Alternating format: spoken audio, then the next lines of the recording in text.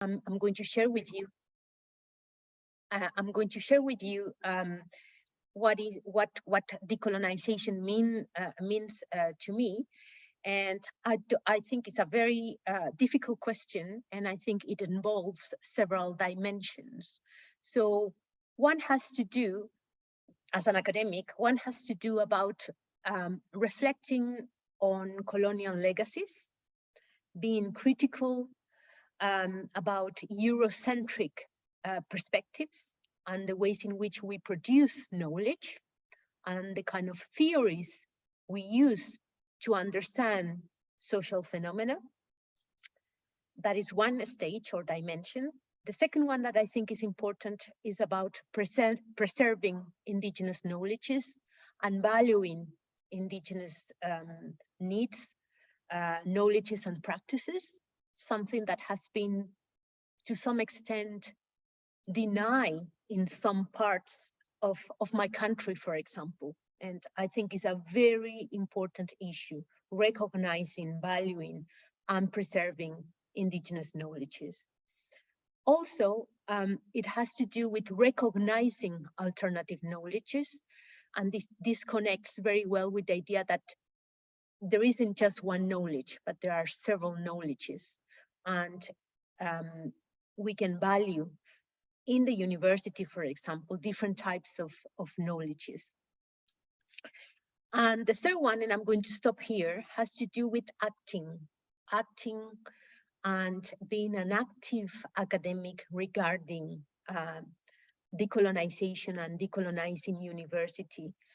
Specifically, I am quite interested right now in the issue of extractivism and neo-extractivism and the ways in which universities act through knowledge and the production of knowledge in the exploitation of lands, for example. So we have a big issue, well, several issues here in Chile, but for example, we have the issue of the salmon exploitation or the forest exploitation or the lithium exploitation. So now I am interested in the ways in which universities are working in both, on the one hand, colluding with some companies to extract some natural resources through academic reports or academic research that supports the extraction of natural resources. And on the other hand, the ways in which universities are places to resist on these extractivism practices. So I think that universities play these two roles, which are kind of contradictory. On the one hand, some academics and some units support colonizing practices of extractivism, but at the same time, universities are spaces for resistance.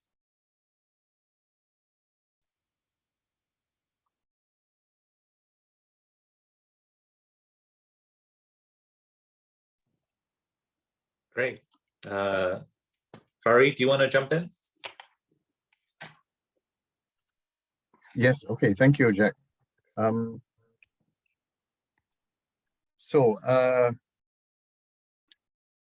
What does decolonization mean to me? Let me just begin by saying that although it seems that discussions on decolonization of knowledge have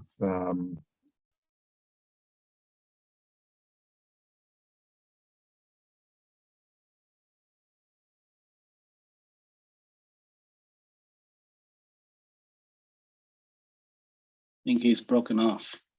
Oh, a bit frozen. Yes.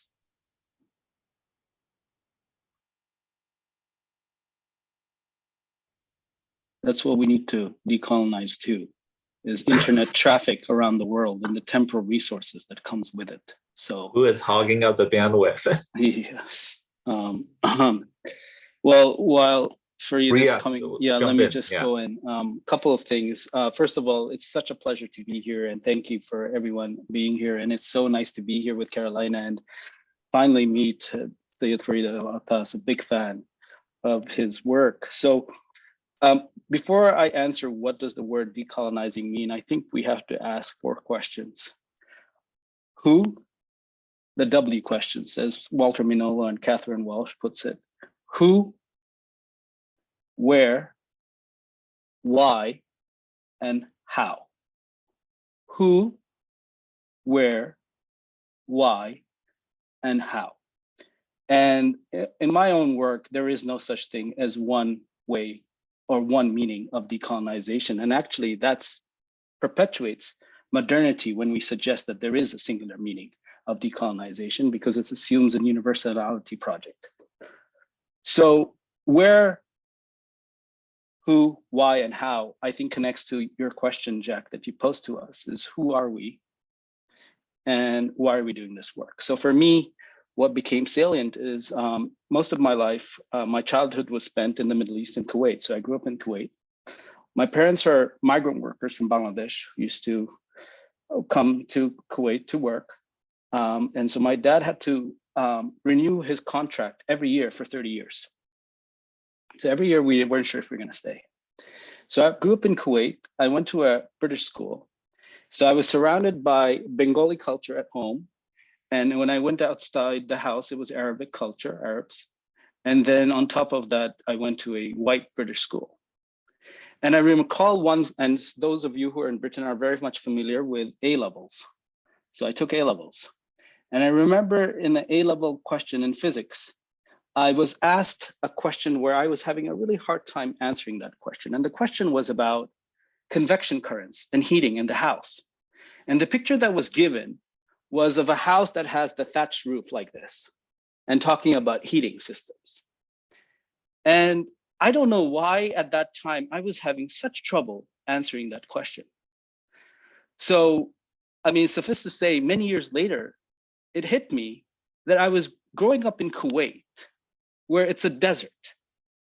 So most of the time, we're not talking about heating the house, we're talking about cooling the house, number one. Number two, our houses were never thatched houses. They were flat in order to let the heat be out. So this idea of a convection current going and trying to picture it, I was just baffled why I couldn't answer the question. And I just realized it was based on a human society elsewhere. It was based on the living conditions of people somewhere else. And here I was trying to imagine myself in that, and I couldn't. So that's one example. The second example was when I became a grad student in Canada at the University of Toronto, and Jack here is also alumni of OIZ.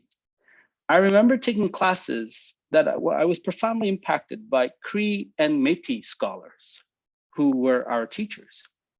And I remember in one class, which was taken with Lara Fitzner at that time, a Cree scholar who put us in talking circles, completely changed the dynamics of the classroom with this talking circle. And we used to have food every single time we had class. And we would just share this one stick and we would talk.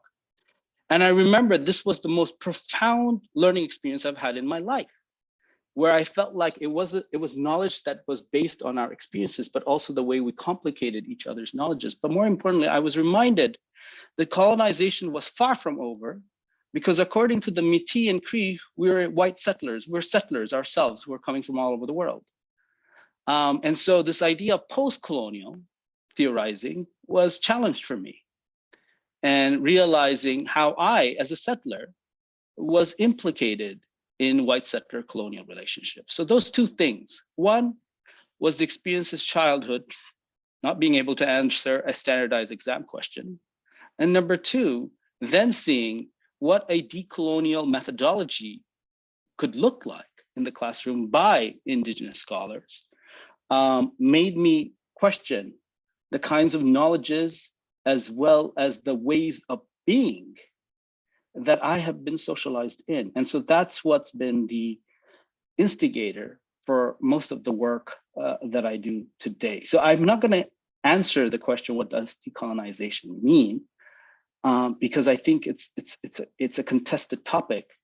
But I would say one little element to it, because people ask me, how is decolonizing different from critical pedagogy or the other relational pedagogy? And to me, the simple way to answer that question is, does critical pedagogy encompass or interrogate colonial logics? And what that colonial logic looks like is variable all over the world. So I'll stop there. Farid is not back yet, but I thought that we did see a quick question in the chat, and I wonder if Carolina and Riyad, you want to address this quickly. Why speak about indigenous knowledge rather than local knowledge? Well, I think that there are different distinctions about knowledges, but specifically when I talk about indigenous knowledges, I refer to different types of knowledges that have been produced by indigenous groups, at least in Latin America, and for example, in my country. So that means cultural practices, rituals, and different kind of artifacts. And of course, if I think about local knowledge, I could say that for example, the knowledge I produce as an academic in a university in Chile is a local knowledge because it refers to Chile. But I think it's different, and at least for me, this distinction is important. So indigenous knowledges are those produced by indigenous groups, while a local knowledge is more generic in that sense, that is more context specific, and that is the kind of distinction I would do. But probably indigenous knowledges are local as well, so it depends on the kind of definition we give to local, the word local. Yeah, I would just add, I think it's a fantastic and a very important question and distinction. One is that oftentimes when we say local, we what I keep arguing is we perpetuate methodological nationalism.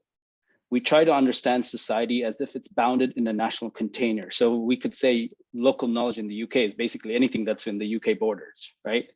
That could be considered a kind of knowledge. The problem with that kind of local knowledge is oftentimes it precludes minoritized groups who make up the so-called national container. So oftentimes those knowledges get obscured or not seen as part of, say, that so-called national knowledge base. That's number one. Number two, local knowledges often also get conflated with ethnic knowledge. And that also is problematic because it depends on what ethnicity we're talking about. And often, again, it's a dominant ethnic group that becomes the articulation of local knowledge. So one could say, for instance, when we say Chinese knowledge, it's often the representation of the Han Chinese group. When we say Confucian, for instance, that's a Han Chinese group we're talking about, that then becomes generalized all over the world as this is a Chinese knowledge, where it's not taking into consideration all the other minoritized groups in that. So an indigenous knowledge, one could argue is, and I would argue, and I would suggest, as Carolina put, is very much tied to the question of land. I think land is a very important part and heart of when we talk about so-called indigenous knowledge. And again, people can carry indigenous knowledge, may not be in that same land, but I think there is a very important relationship between land and indigenous knowledge. So, so yeah, anyway, I mean, we could argue, and I see there's a question about Welsh language. Yes, it can be a form of indigenous knowledge, depending on where it is too, right? So yeah, absolutely. Language plays a major role in terms of what is indigenous and what is local too. So yeah. Yeah, I think that question, as you both mentioned, the context of settler states or immigrant countries, that term of local then changes quite widely. I think Farid is back, but I don't see him. Farid. Yeah, I'm so sorry. I had to find another computer. My computer just lost connection. No problem. Riyad answer. So if you want to say something about your experience of coming to this work of decolonization. Okay, so let me just quickly say that maybe I can make 2 points about the decolonization of knowledge. One is that most of the time, in most discussions around the world on decolonization of knowledge, it is assumed that the discussions started in the previous generation. By that, I mean me. So in the 1950s, after most of Asia and Africa got independence from the British and the French and the Dutch, and then you have that landmark Bandung conference in the mid-50s. And many scholars, particularly in Asia and Africa, also, and of course, definitely in Latin America, although that period would have started earlier, that process would have started earlier in Latin America. But generally, we trace the colonization of knowledge intellectual movement to the 1950s, to the post-independence period in Asia and Africa. And we usually look at thinkers like Fanon and Aimé Césaire as the intellectual precursors of this movement. So I think that's one point. I think the point there is that this is not entirely correct, because in Latin America, the discussions on decolonization of knowledge started in the 19th century, and the process of political decolonization also started in the 19th century. But even in Asia, particularly in Southeast Asia, one of the first to speak about the decolonization of knowledge, although he didn't use those terms, was Jose Rizal in the Philippines. And he was an important figure in terms of his writings, his thinking, leading to the Philippine Revolution against the Spaniards in 1896. And the Philippines Revolution, I would say, like the Haitian, a foundational revolution. It was revolutions that was accompanied by very rich anti-colonial thinking. Not all revolutions were accompanied or preceded by a very rich tradition of anti-colonial thought. But in the case of the Philippines, this was the situation. So Jose Rizal is a very important figure who's unfortunately, due to the persistence of Eurocentrism, being somewhat marginalized in the various disciplines, especially in sociology, anthropology, and political theory. So that's one point. The other point, 1950s onwards, when people began to speak about decolonization, I think it's more accurate to say that people began to critique the problem of Eurocentrism in knowledge production. Not everyone spoke of the task in terms of decolonizing knowledge. Various terminologies were used. Some spoke about decolonization, some talked about indigenization of psychology in the Philippines, in Taiwan. There indigenization of on the indigenization of. Can you guys hear me? Oh, hello. What is going on? Yes, we can hear you. No problem. Oh, okay, because I lost the screen, so I thought I was disconnected. I'll try and get my screen back, but you can hear me. That's fine. Yes, so I was saying that in the 1970s onwards, there was much discussion on indigenization of psychology, both in Taiwan and the Philippines. In India, of sociology and anthropology. The same is the case in the Arab world, in Egypt and in some other countries. In yet other cases, people spoke of globalization of the social sciences, nationalization of the social sciences. Again, in Taiwan and China, you had this movement to cynicize sociology and anthropology. It came under different terms, and although everyone would agree that the common task was to critique Eurocentrism and to engage was anti-Eurocentric. Now, the problem today, I think, is that there seems to be a confusion or a conflation between decolonial or decolonial thought. Sometimes the two are used synonymously, but I think it's important for us to understand that they are not the same thing. Decolonization is not a school of thought. It's not a particular perspective.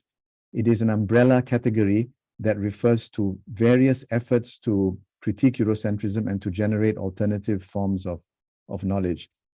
So decolonization could refer to nationalization, to indigenization, to the sacralization of knowledge, as in the case of the movement to Islamize the social sciences or to Christianize social science. And so on. Whereas decolonial thought refers to a specific approach, a specific school of thought within the decolonization of knowledge movement. So I think that point is important for us to understand. And I may also just quickly add that sometimes I've also seen people conflating decolonial thought and postcolonial theory or postcolonialism. While they have much that is in common, both are concerned with the persistent coloniality of knowledge production decades after the political between them, which perhaps we can discuss later. Excellent. Wow, lots to think about. I myself have to go and read these differences as well, conceptual and theoretical difference. I want to raise the question of delinking.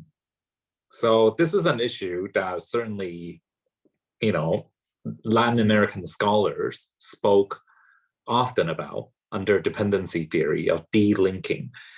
Do you think this is realistic to delink, to reject all Western thought? This is one of the criticisms in, decolonization discourse. What are your views on this? Should we just toss out everything that's European and Western?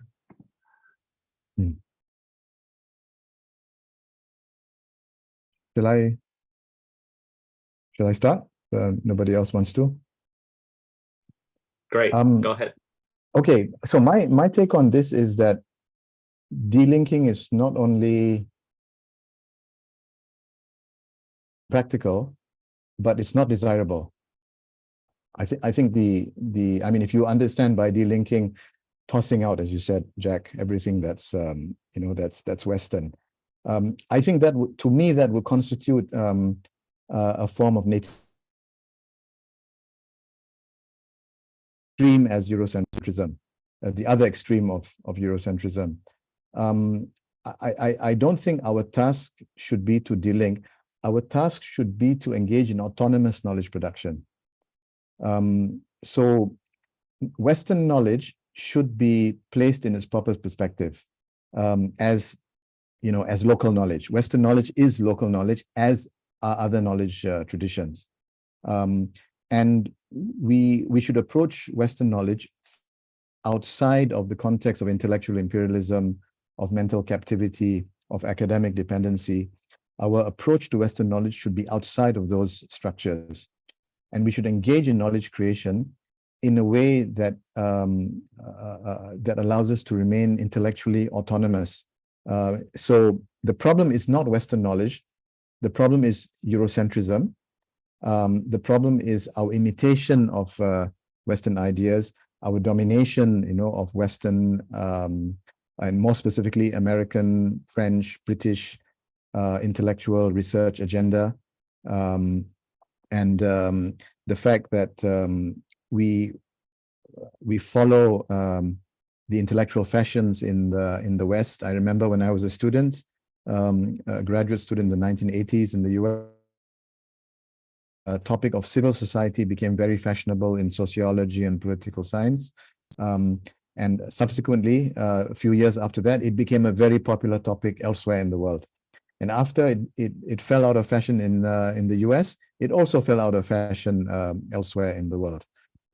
So this is the problem with our relationship with Western knowledge. Not Western knowledge per se, but that relationship of dependency, that relationship in which we are captive minds. So the idea is not to delink, but to become autonomous vis-a-vis Western knowledge.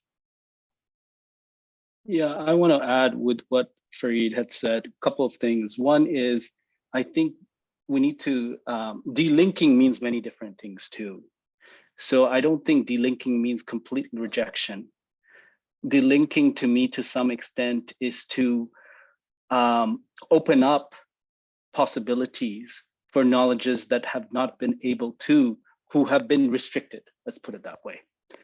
And so to me, delinking, the way I understand delinking is really about decentering, is how do we decenter, given what Farid talked about in terms of certain knowledges. And Walter Mignolo has the book called Local Histories, Global Designs. So this idea, how has certain forms of knowledge that were local, like English, has become now a global or universal form of knowledge. So, and then it becomes the norm through which we then articulate and communicate with each other. And part of delinking is not just about looking at knowledge, but also looking at the structures of power that perpetuate the universality or the global design of certain local knowledges.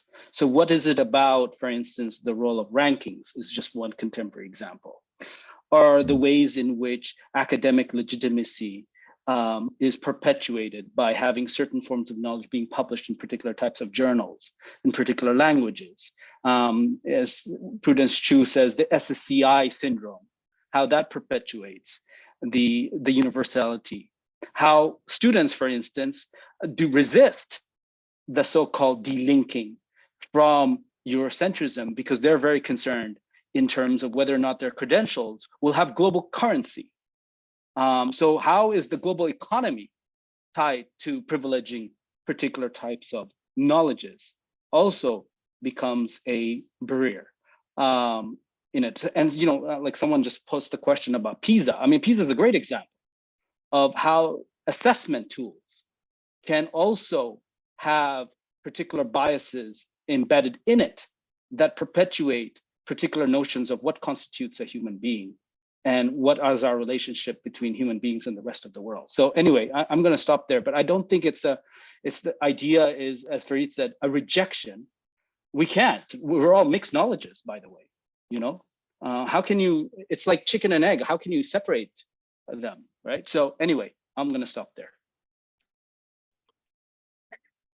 Just to add some ideas, yes, I agree with Professor Alatas and with Riyad about the issue of, let's call it, epistemic autonomy on the one hand, and on the other hand, that the linking doesn't mean rejecting Western knowledge.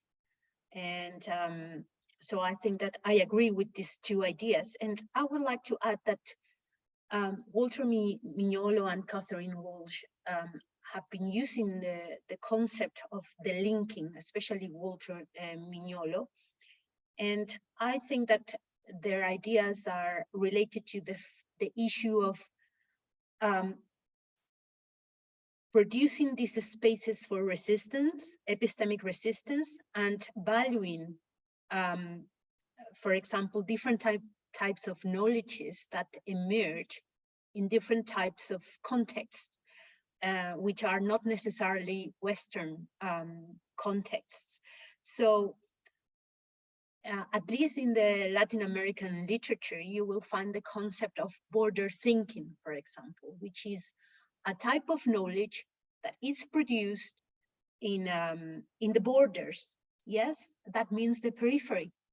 So that type of knowledge is a knowledge that hasn't been produced in these Western centers or countries, that dominate the world and that have been called sometimes as spaces for global knowledge. By the way, that is very related to the issue of local and global knowledge. What is global knowledge? It seems that sometimes global knowledge is that one produced by centers and universities located in the global north, which are very prestigious. So I have been in many seminars and conferences, and some academics refer to this issue of global knowledge. But what is global knowledge? In the end, it's local knowledge produced in these very prestigious and powerful centers and countries and universities that become into hegemonic kind of knowledges. Anyway, so when I think about the linking from Western knowledges, I think about knowledge produced in the periphery, known as border thinking, and is a space of cognitive resistance in which we can think about new ways of thinking about the world, which are not necessarily Eurocentric ways of thinking about the world. That is my contribution to the topic. Excellent. Thank you so much for your thoughts. I thought I would move into some of the questions in the chat room. I mean, I certainly have continued, my list of questions, but I thought I would get some of the participant questions. One of the questions written in the chat room is from our master's student right here at University of Edinburgh, Rebecca, and she asks, what advice would you give for master's students trying to use decolonization or decolonial thought as a theoretical framework for the thesis? Because it is very intimidating in that it is a very large, body of work. So do you have any advice for early career scholars hoping to use decolonization? Maybe I can say something. First of all, decolonization is not a theoretical framework. It's a very broad approach. It's also an attitude, right? And I can maybe, it's an attitude, but it's not a theoretical framework. It is an orientation that you take, whereby you are critical of being dominated by another knowledge tradition, in this case, the Western knowledge tradition. You do not want to be a mere imitator, a passive recipient of ideas from elsewhere.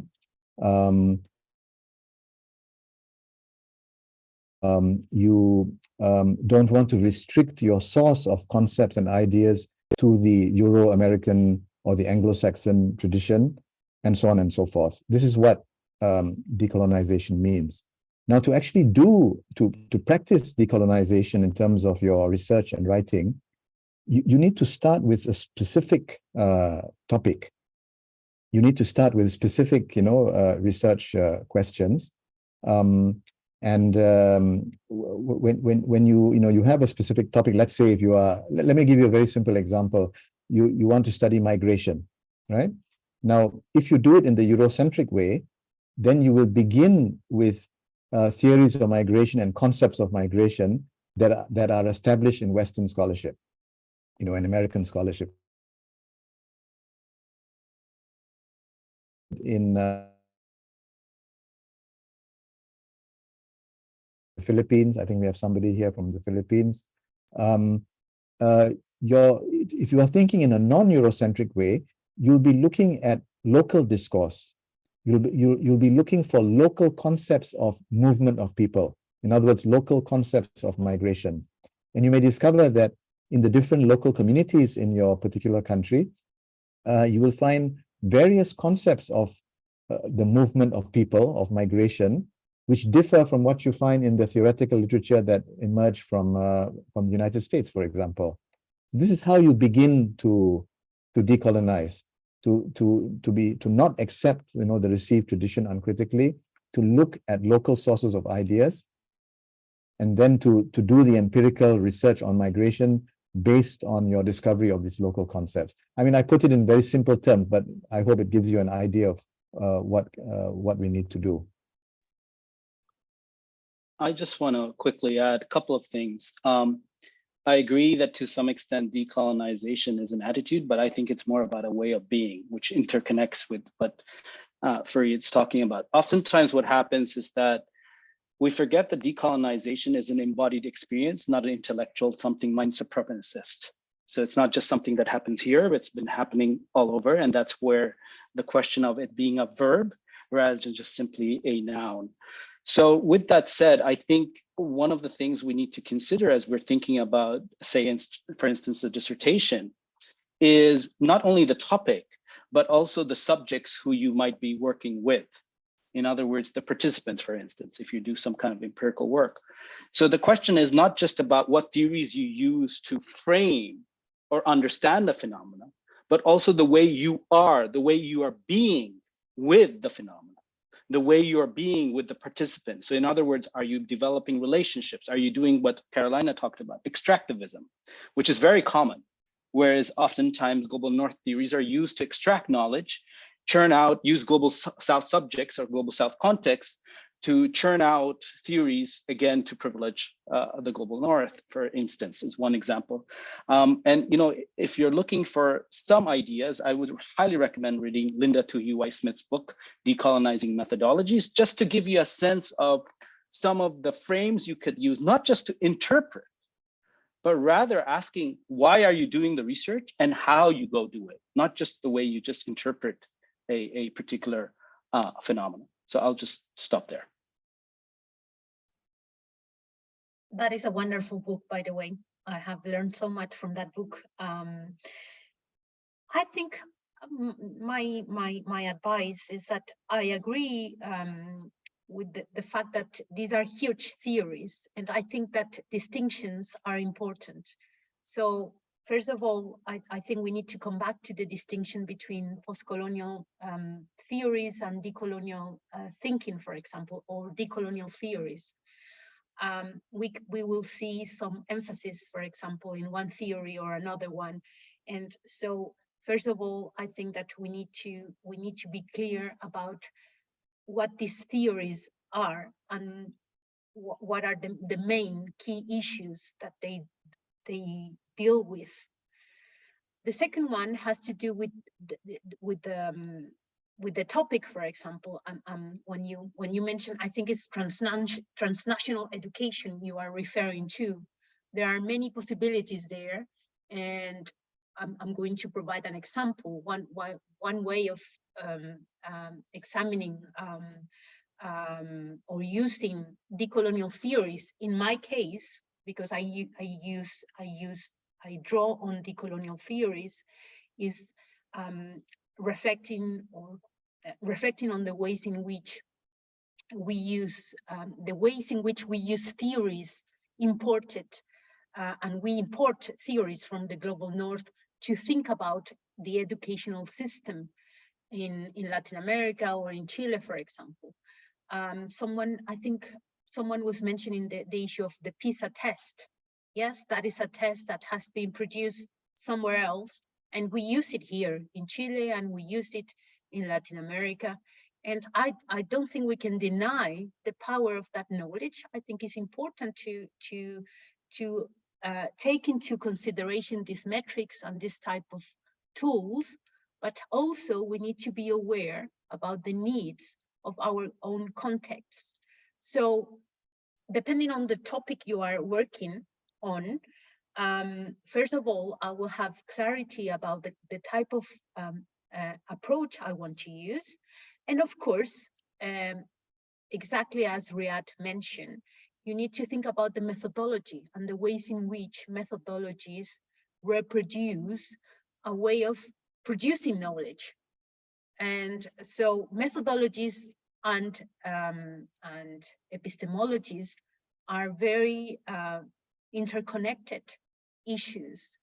So I'm going to stop here. It's a very complex matter, and I don't think there is a simple response to that question. But my advice is that, first of all, you get some clarity theoretical clarity. So which kind of theory I'm using, where it comes from, and how can I engage with this kind of theories, and the ways in which I'm going to connect those theories with the methodology I'm going to use to produce data, for example. Thank you for these very practical advice. I want to call on two participants to ask questions because it might be much more efficient than me trying to summarize. So Nilo from Philippines has a question. And after that, I will call on Paula, who is from Colombia, but based in Beijing. And if you can just ask your questions, and then the panel can decide which one you want to take on. That's okay. Nilo, please. Yeah, thank you so much. Yeah, I'm Nila from the Philippines, and I'm a PhD student at Beijing Normal University. And I'm so happy that BASE have this kind of seminar about this kind of topic. And my question is, first, I think you already answered about how could we decolonize curriculum when international testing like PISA affects the global South countries in terms of constructing their curriculum. And the second one is, should we start recognizing South America or to refer Latin America? So do you consider this as decolonizing knowledge? Okay, great, thank you. And Paula, Paula, are you there? Yes, I am here. Good Okay. night for us. Good morning for you. I was trying to point it out that I would like to know if this process of the colonization of the knowledge, the research, and the conception that we have been involved during our studies is also one narrative which allowed us to liberate it, also to create a new narrative that could be not only in the academia, but also as communities and as countries which are developing their own knowledge. Thank you. Great, thank you. Speakers, who you want to take on some of the questions? I can just yes. very quickly mention that the issue about Latin America and South America is a tricky issue because Mexico is not in South America, but is part of Latin America. So basically we use the word Latin because of the connections between Spanish and Portuguese with the Latin language. But of course, again, it's a contested name or noun. I prefer using Latin America because in that way I can include several countries that are in the north, in North America. Yeah, and I'm not referring to Canada or the United States, for example. However, there are other countries in Central America which I wouldn't consider part of Latin America, and they are former colonies and they don't speak Spanish, they don't speak Portuguese. So of course this definition I use has limitations, but it's quite complicated. I just wanted to add this comment about the Latin American and South American issue. Yeah, I also wanted to say something about the naming. You see, if you want to take this argument to its logical extreme, there's no point in changing Latin America to South America. You should get rid of America altogether, because America itself is a name given by outsiders who, when they claim to have discovered these lands, it was actually their own discovery for them, because other people knew about what they called America. But when they claim to have made the discovery, they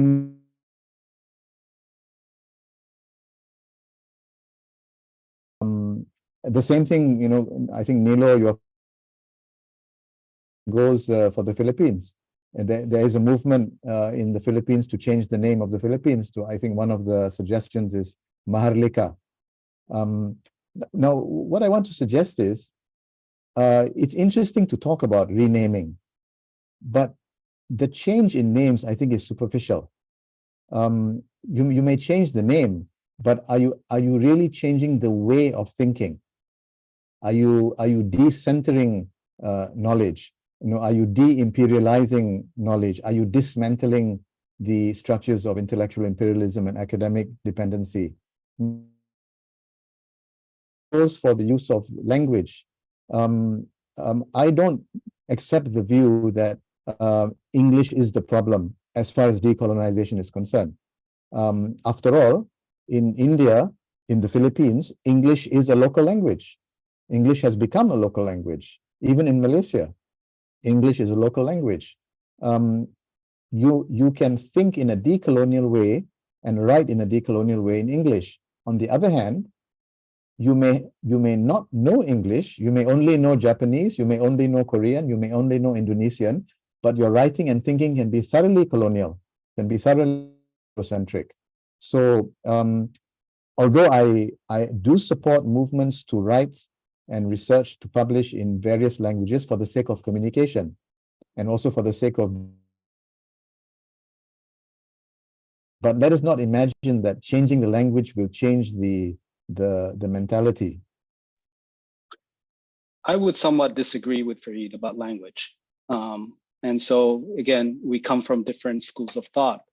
And I'm talking specifically about certain local knowledges, indigenous languages, because language is not just something about knowledge representation. It's also coded in worldviews. In other words, our relationship with other than human beings and so forth. So if we just use language in, say, academic language, we're losing a lot of epistemological as well as worldviews that are embedded in languages that, for instance, in Bangla or in Japanese and so forth, that are there, that are not in, say, for instance, English. Like even the subject verb arrangement is very different from, say, I don't know about other languages. In Bangla, for instance, you have the relationship between subject and object, then the verb at the end. So that changes the way we relate with each other. So that's number one. But number two, I would say that I want to go back to the question about PISA.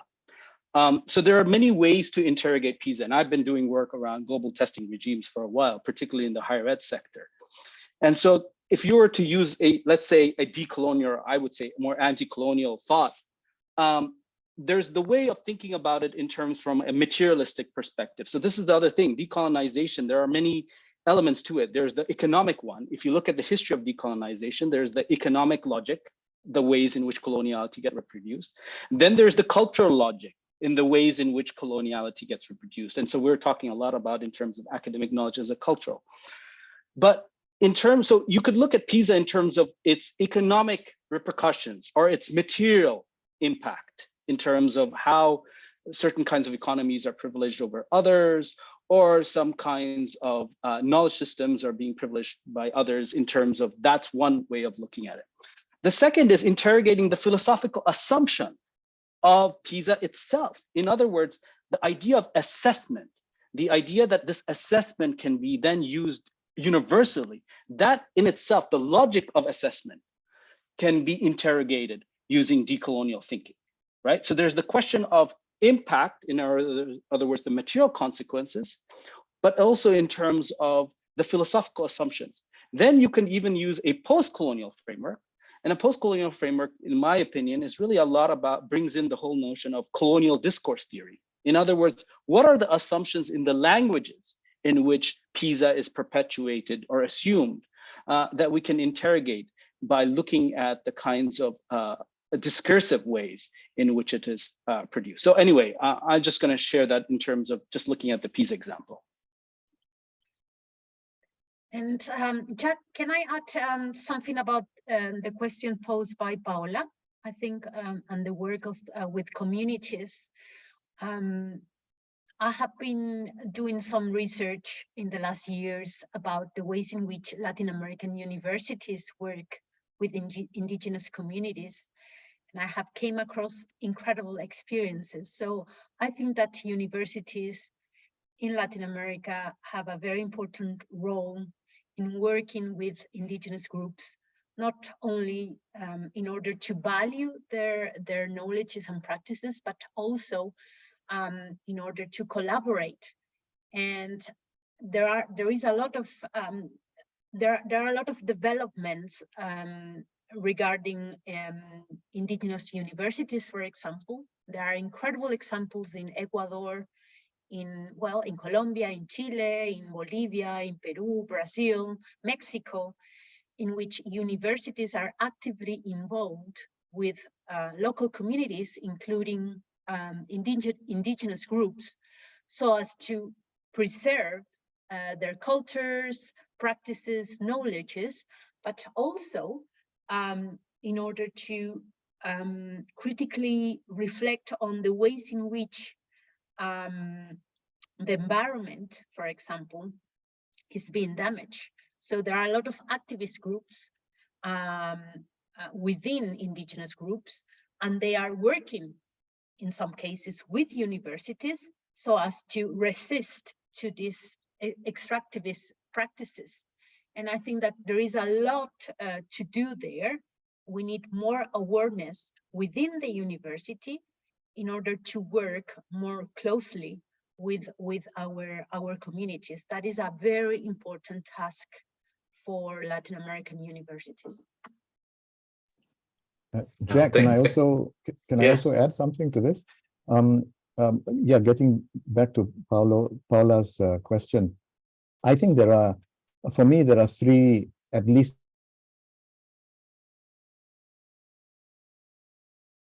There is a theoretical reason, and that reason is that there are alternative ideas, concepts, theories in various intellectual traditions.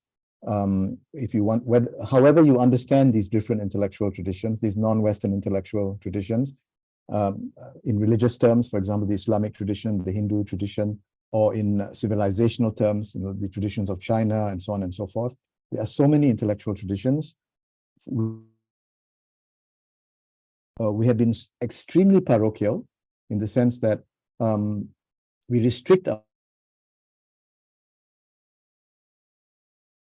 Then it's not the whole of Europe, right? There's very little interest in the social sciences in Russian ideas. There's little interest in ideas from the southern part of Europe. So in my field in sociology, the whole field is built upon the works of 5 or 6 scholars, the classics, Marx, Weber, Durkheim, and so on. So we are extremely close-minded and parochial in the way we think about knowledge. So there's a theoretical reason. There's also an aesthetic reason, in the sense that it's simply interesting to yourself to ideas from all over the world, from all civilizations, from different parts of, from different periods in history. There is such a great variety of ideas and different ways of thinking that are simply interesting in and of themselves. So there's an aesthetic reason. But there's also, and I think this is very important, there's a political reason that our interest in alternative knowledge, in non-Western knowledge traditions, is also for the sake of changing our current political economy. Because Eurocentric knowledge functions to maintain the interests of the ruling elite. It's also the way the world functions. The world functions in a Euro-America-centric manner. Now we have much discussion, on the US dollar, and countries are thinking about abandoning the US dollar or reducing their dependence on the US dollar. This is an example of the Euro-America centricity of our political economy. So we need to turn towards alternative knowledge, whether it is local knowledge, indigenous knowledge, to give us ideas about how we can reorganize our political economy. So I see, the whole task of decolonization of knowledge in terms of 3 levels: the theoretical, the aesthetic, and the political. And that takes me also to the, back to the issue of language. Language is a repository of alternative ideas. If you are interested in alternative knowledge, in alternative knowledge traditions, outside of the West, you need to have a command of, the various languages, Bengali, Arabic, Persian, so on and so forth, Malay. I myself, I write in English, but I also write in Malay and Indonesian. But my point about language is that a mere facility with the language is not going to do the trick. Because what needs to change is the mentality and the attitude. You know, when I say attitude, for example, I find that in the majority of cases, in let's say in my own country, in Malaysia, there is an attitude of shamelessness. There is a lack of shame. This is the psychological dimension of our problem of Eurocentrism. We lack shame in terms of being cut off from our own intellectual tradition.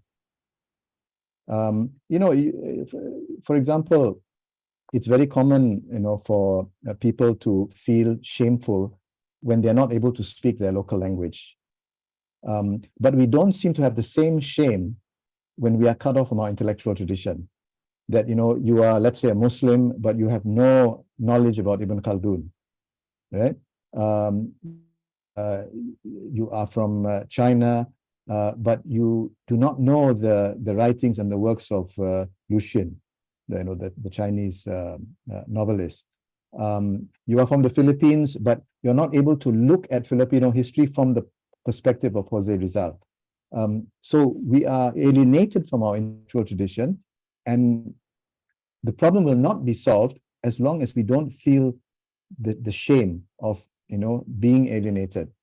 So attitude, whether it is passion, whether it is shamelessness, attitude, I think, is very important.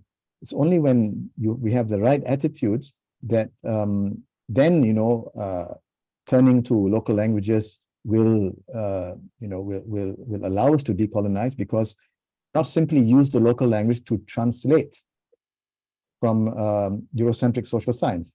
Now, what we have in many of our countries, even among people who don't speak any European language, they're speaking their own language, but they have merely translated works from you know, they have translated Eurocentric works, and the Eurocentrism is transmitted in their local language. So language alone is necessary, but language alone will not help. Mentality and attitude is necessary.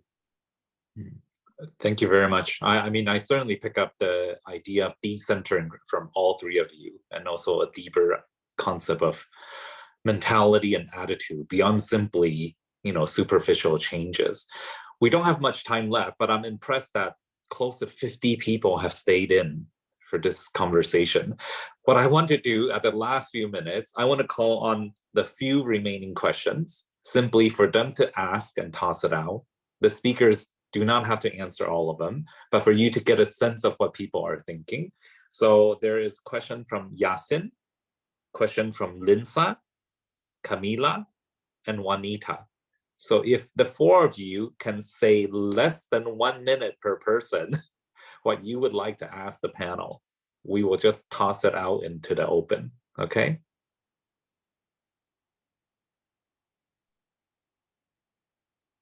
Hello. Yasin, please go.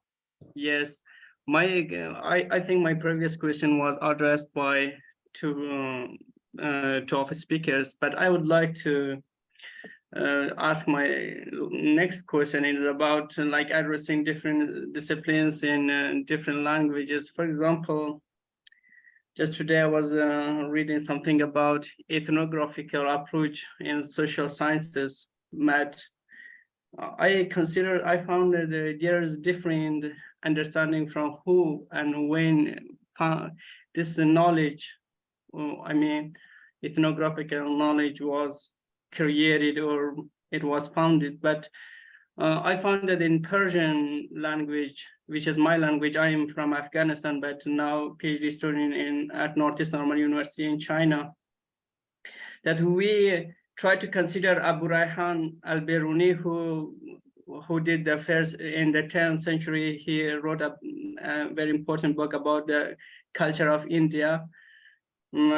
Or for example, but now in Western knowledge or in Western understanding, they consider Caspar Malinowski as the founder of ethnography, or for example, or other scholars.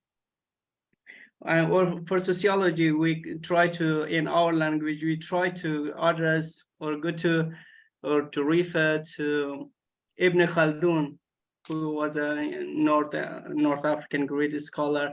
But in Europe, we consider Auguste Comte as the founder of sociology. I want to ask whether this is a kind of colonization and the reaction in Persian world that we try to use or try to go to other scholars as founder of this disciplines is a reaction or a decolonization? Is it the true understanding of the decolonization of knowledge? Okay, thank you. Thank you. Juanita.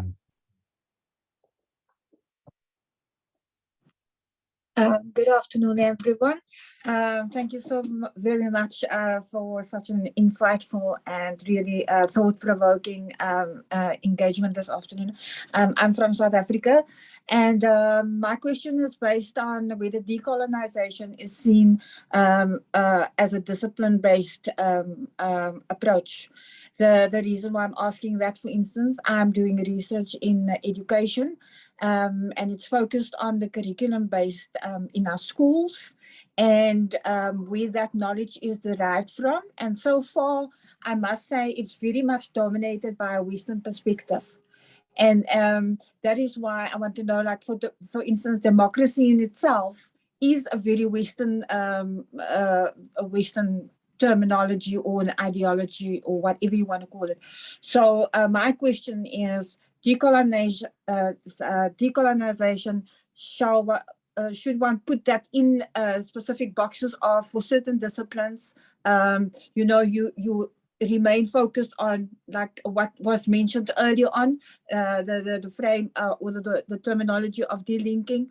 To cut that out is not to throw everything out, but South Africa, we are so unique, and there are so many different knowledges, and the subject curriculum that I'm investigating is based on preparing our learners for becoming participants of democracy. So for South Africa, that is a very much a unique context. So that is basically what I want to just hear from the panel, guidance and, you know, some thoughts around that, you know, Okay. how the discipline falls into that category. Thank you very much. Thank you. South Africa is very complicated as a context. No, we are, Linsa, but we're amazing. Yes. Linsa and Camila, would you like to jump in? Hi, everyone. Could you hear me? Hi. Yes. I just want to say thank you for everyone, especially the speakers and Jack for contributing to this talk. They're all very new and illuminating for me. It's not my area, but thank you for raising my attention to it. I just asked two questions. If there's any relationships, if any, between the multipolarization and decolonization, and what's the role of AI such as ChatGPT or other chatbots will contribute, will it hinder or just facilitate this trend or this discussion? Because I'm doing teacher education based in China right now. I realize that the ongoing just like teacher education or the curriculum reform in China, very much like what's going on past in the West or the UK. We open up for more activities, the engagement from pupils, while there are some other discussions in the Western countries. Maybe we should improve our PISA or our performance in standard examinations. I found this very interesting and hope for more opportunities to listen to you guys. Thank you. Okay, thank you. Perhaps the next wave of colonization are the robots. Camila, would you like to jump in? Hi, thank you very much, Professor Lee. Thank you very much to all the panelists. My question is actually quite simple. I'm going to reorient it a little bit. My reading on the different terminologies used in this discussion of post-coloniality, decoloniality, and decolonization, as Professor Farid also outlined, has led me to the boundaries within them are not very clearly demarcated. And that, as a student of post-coloniality or decolonization, it makes it a bit confusing. And so I was hoping for a little bit more clarity on that. I think Professor Farid did outline something. I really like the language that you use, that decolonization is an attitude and an orientation. But then where does that overlap? Where does it not overlap with the other terms? Thank you, that's it. Excellent. So I will give the panel last words if each of you would like to say something, and then we will wrap up the session. Riyad, do you want to start? Yeah, so I think one of the discussions we haven't had, and many of us kind of alluded to it, is that we're often talking about decolonization from the social science humanities standpoint. It looks quite different, and there are different types of constraints and challenges when it comes to the physical and natural sciences. So we did a mega literature review on what decolonizing curriculum and pedagogy looks like across the world, but across disciplines. And certain disciplines have a very different notion of the world. So while the social sciences and humanities might be open to this idea of co-creation of knowledge with students and so forth, in other disciplines, knowledge is already considered universal. So it's already considered global. So why even localize it, right? So that's one thing I wanted to share. The question that was asked at the end, I think is important. I would say, yes, there are distinctions, but you should own it. In other words, if you're saying you're post-colonial, own it. Say what you mean by it, right? Own it. If you're saying you're from decolonial, own it.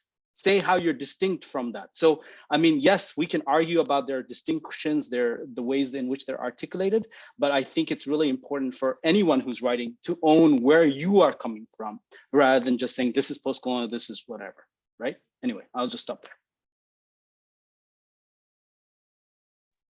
Yeah, I would like to comment on that. There are some distinctions, and within post-colonial and decolonial theories, you will find different groups. And so I would say that there are many disciplines involved, not only in the social sciences and humanities. For example, in mathematics, you have very interesting approaches regarding decolonizing the curriculum, for example. But I think that, for example, we can talk about decolonial theories from linguistics.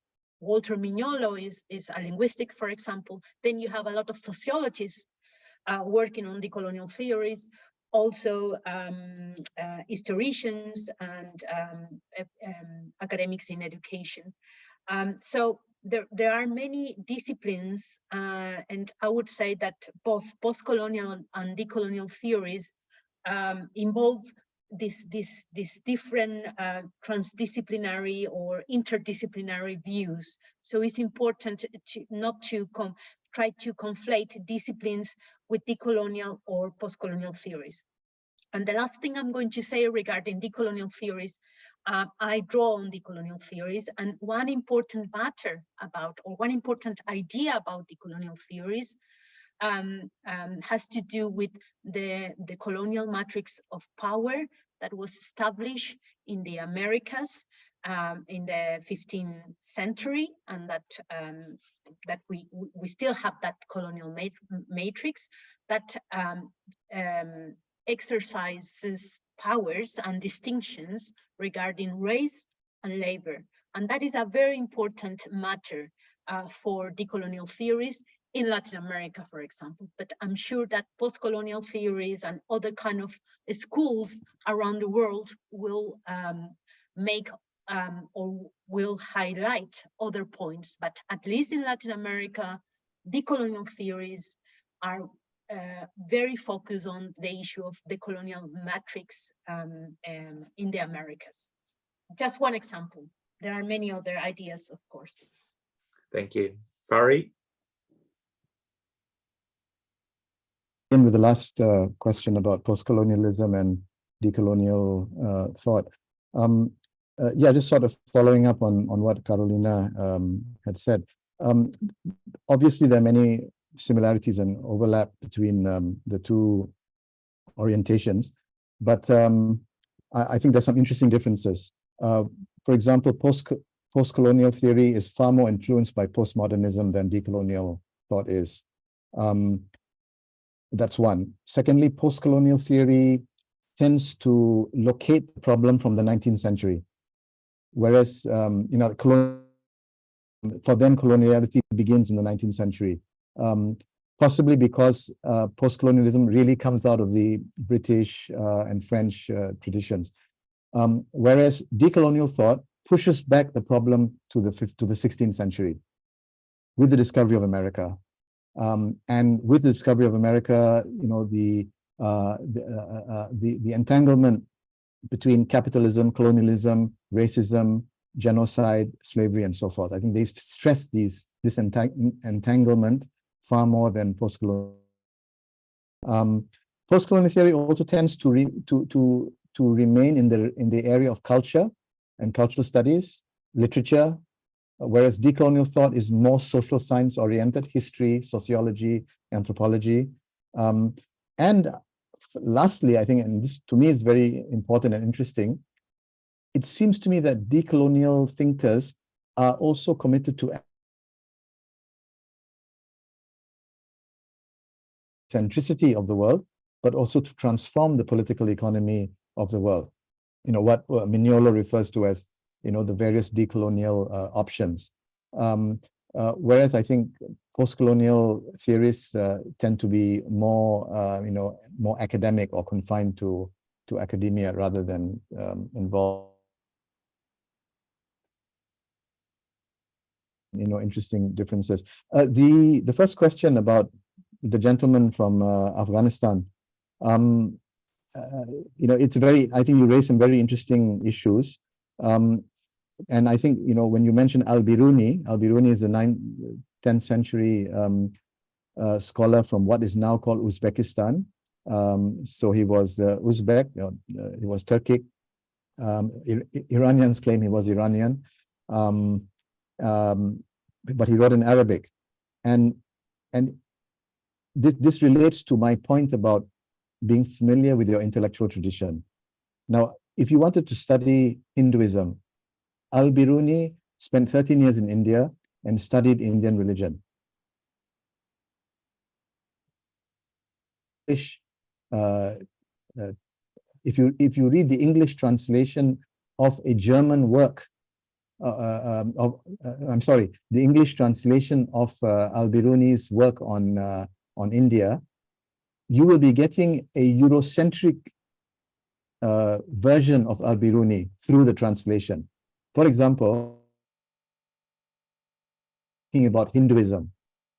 But when Al-Biruni wrote in the 10th century, there was no concept of Hinduism, and Al-Biruni himself never used the term Hinduism. Hinduism has the idea of a unitary religion with Eurocentric constructions of Indian religions. The translator, the European translator of Al-Biruni's work, when he translated Al-Biruni from Arabic to German or from Arabic to English. So familiarity with the original language is important.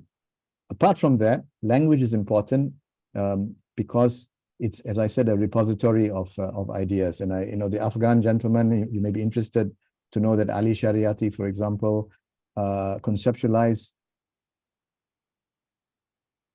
I mean, everybody knows about stupidity, but Ali Shariati made stupidity into a social scientific concept. The concept of istihmar, the stupefaction or the donkification of society, a concept that he used to explain the ideological process in Iranian society during the period of the Shah.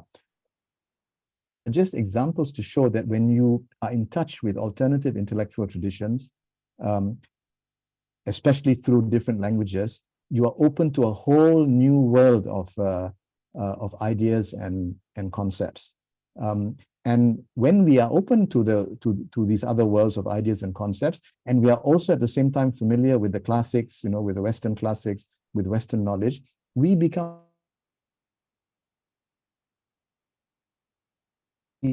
in the West, they can think about Ibn Khaldun through Max Weber, but we can think both through Max Weber and through Ibn Khaldun as well.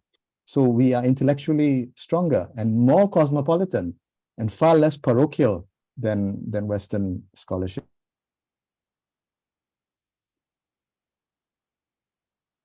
Thank you very much for your tremendous insights. I learned so much, certainly, from this discussion, and I want to thank the three speakers, Riyad, Carolina, Farid, for your gracious time. I'm impressed so many people stayed around and asked so many questions. We could continue this. If you were in Scotland, I would invite you to a pub, but we are not. But this is incredible for an online event to reach so many people all the way from South Africa and China and different parts of also South America. I want to thank Derabo for co-organizing this with me. Also, I want to thank Yevgenia, who created the poster for us, and we advertise on social media. This is an ongoing series. The next one is on gender and education, which Derabo will lead. And certainly, if you have any feedback on how to improve this, other topics we can take on, we would be happy to talk to you or send us an email. Otherwise, yeah, we could keep going, but we have come up to already an hour and a half, and I'm very impressed by all the contributions. Thank you, everyone.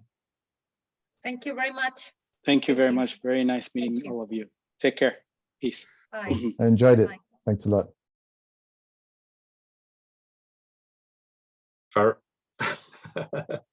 Yes. Sorry, I'm going to send you an email about these distinctions of post-colonial, decolonial. I'm very interested to read much more about these separations. Yeah. I agree. I think for a long time, we, throughout the 90s and early,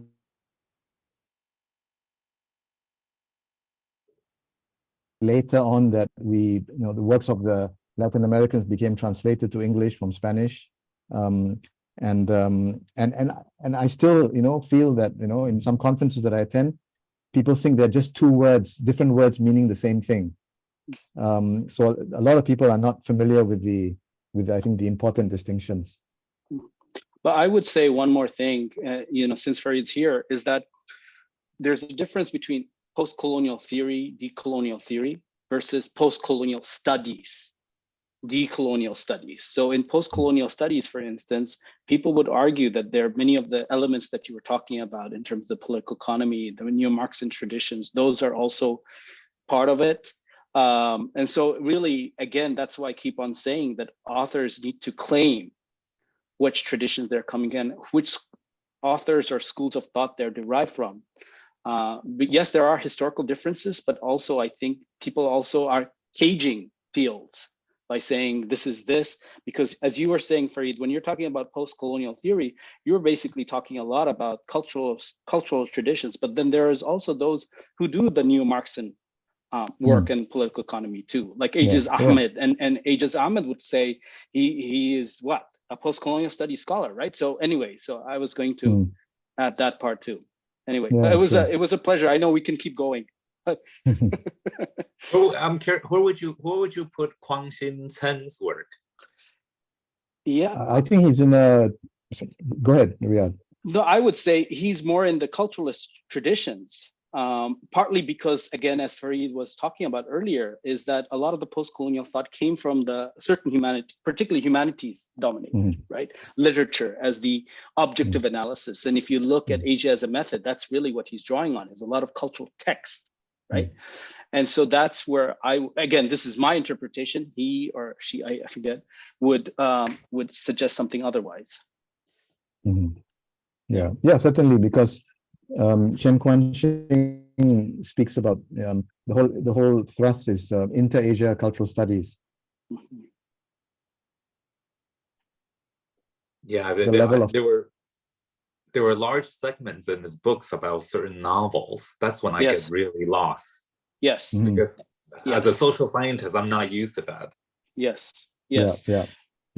But Jack, I would argue, for me, one of the tasks in decolonization is to upset that methodological the methodological parochialism of Western social science, which maintains this distinction between and aesthetics.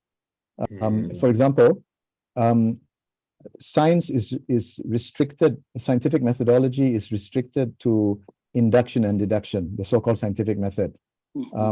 So poetics, creating knowledge, imparting knowledge through imagination, through the use of metaphors and allegories and so on, as is done through